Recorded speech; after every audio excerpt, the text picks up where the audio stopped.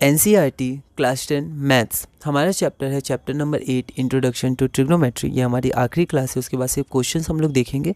Class 4 है trigonometric identities.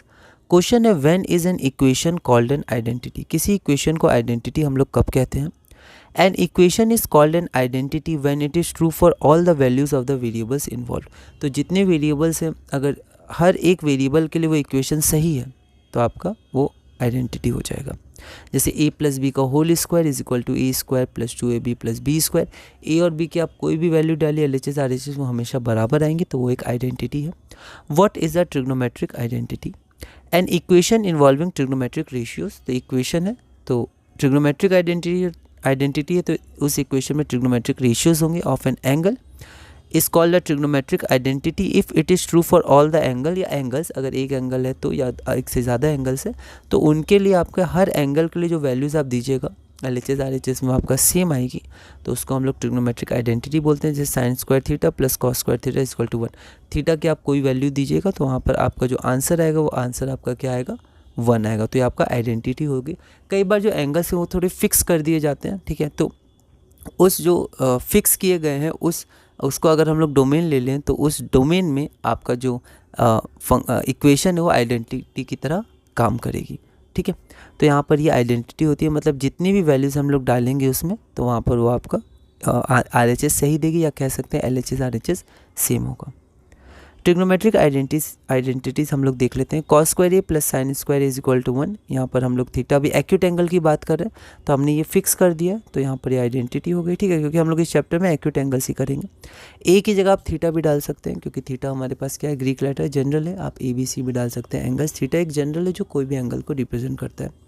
अब 1 plus tan square A is equal to sec square A, यहाँ पर 90 degree के लिए डिफाइन नहीं है, ठीक है। उसी तरह cot square A plus 1 is equal to cosec square है, यहाँ पर 0 डिग्री के डिफाइन नहीं है। ऐसा क्यों? ऐसा इसलिए क्योंकि आप 10 अगर 90 देखिएगा तो नॉट डिफाइंड हो जाएगा। उसी तरह आप कॉसिक 0 डिग्री देखिएगा तो 1 बाई साइन 0 1 बाई 0 वो आपका नॉट डिफाइंड हो जाएगा, ठीक है। तो यहाँ पर आप देखिएगा 10 90, तो 10 90 यहाँ पर सेक 90 शायद है ना, तो यहाँ पर 10 90 तो आपका डिफाइन 1090 हम लोग एक बार देख लेते हैं, अगर कन्फ्यूजन हो तो हम लोग तुरंत इसको चेक कर सकते हैं। तो आपका हो जाएगा साइन 90 बाय कॉस 90, ठीक है। तो साइन 90 आपका 1 होता है लेकिन कॉस 90 0 होता है, तो आपका 1090 डिफाइन नहीं होगा यहाँ पर, ठीक है। तो इसलिए आपका 90 डिग्री यहाँ नहीं लिया गया, 0 डिग्री यहाँ नहीं लिया गया। Express the ratios cos A tan A and sec A in terms of sine A NCERT solve example. तो हम लोग क्या करेंगे? आइडेंटिटी का यूज़ करेंगे। तो हमें पता है कॉस और साइन में रिलेशन लाना है, तो cos square A plus sine square ए 1 है, तो यहाँ से कॉस ए हम लोग लिख सकते हैं plus root under 1 minus sine square A. Minus इसलिए नहीं लिया क्योंकि कॉस ए की वैल्यू निगेटिव नहीं होती, 0 से 1 तक होती है, ठीक है।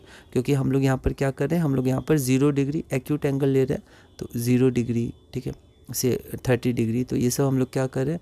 एक्यूट एंगल्स ले रहे हैं यहाँ पर, इसलिए हम लोग यहाँ पर क्या कंसीडर करेंगे? कॉस की पॉजिटिव वैल्यू यहाँ पर हम लोग ले रहे हैं। उसके बाद टेन ए हमारा होता है sign A by cos A, तो साइन ए और कॉस ए को हम लोग साइन ए के टर्म्स में लिख सकते हैं root under 1 minus sine square A, ठीक है। तो ये हमारा हो गया टेन ए, और क्या चाहिए था? और हमें कॉस ए, टेन ए और सेक ए भी चाहिए था हमें, तो यहाँ पर ये सेक ए, ये देखिए ये आपका सेक ए हो गया। सेक ए होता है 1 by cos A, that is 1 by root under 1 minus sine square A, ठीक है। अब हम लोग आगे चलते हैं। प्रूव दैट, ये प्रूव के बहुत क्वेश्चंस आते हैं, इंटरेस्टिंग क्वेश्चंस हैं, इनमें अच्छा लगता है बनाने में, तो आप इसकी प्रैक्टिस करिएगा। तो प्रूव दैट हम लोग देखते हैं sec A into 1 minus sine A into sec A plus tan A is equal to 1। NCERT solve example. कभी कभी LHS को सॉल्व करने से RHS आता है, कभी कभी दोनों को इंडिविजुअली सॉल्व करना पड़ता है। तो LHS में देखते हैं sec A into 1 minus sine A into sec A plus tan A. तो सेक ए आपका हो गया 1 by cos A into 1 minus sine A divided by sec A हो गया 1 by cos A plus sine A by cos A. तो sec A आपका हो गया 1 बाई कॉस ए और टेन ए आपका हो गया साइन ए बाई कॉस ए। हम लोग जनरली एक मेथड क्या होता है, सबको साइन ए कॉस ए में हम लोग कन्वर्ट कर सकते हैं। तो यहाँ पर हम लोग देख सकते हैं कि यहाँ पर 1 माइनस साइन ए और यहाँ पर 1 प्लस साइन ए हो गया। ये थोड़ा सा ओवर राइटिंग हुई, हम लोग कोशिश करेंगे बोर्ड में ओवर राइटिंग नहीं हो हमसे, थोड़ा प्रैक्टिस करेंगे, अभी कंसंट्रेशन इंक्रीज़ करेंगे। तो 1 minus sine A into 1 plus sine A divided by cos square A, ये आपका एलसीएम में एक कॉस बन जाएगा और यहाँ एक कॉस है तो कॉस स्क्वायर है। अब 1 माइनस साइन स्क्वायर आपका कॉस स्क्वायर होता है, तो न्यूमरेटर में भी कॉस स्क्वायर है, डेनोमिनेटर में भी कॉस स्क्वायर है, जो हमारा 1 हो जाएगा, 1 ही हमारा RHS है। तो LHS equal to RHS, hence proved. और भी क्वेश्चन है, आप इसको करिएगा, मैंने बस इतने ही किया। और क्वेश्चंस में जब मैं अपलोड करूँगा क्लास 5 तब हम लोग और भी क्वेश्चंस देखेंगे। अगले वीडियो से हम लोग अगला चैप्टर शुरू करेंगे जो हमारा चैप्टर नंबर 9 है, applications of trigonometric functions. Sorry, trigonometry हम कह सकते हैं, एप्लीकेशंस ऑफ ट्रिग्नोमेट्री। तो उसमें हाइट एंड डिस्टेंसेस है। तो इसी के साथ हमने ये चैप्टर पूरा किया। तो इस वीडियो में हमने क्लास नंबर 4 किया और क्वेश्चन नंबर 16 तक किया। अगले वीडियो में हम लोग अगला चैप्टर शुरू करेंगे, chapter number 10, applications of trigonometry. और धीरे धीरे अपने क्लास 10 CBSE NCERT मैथ्स में आगे बढ़ेंगे।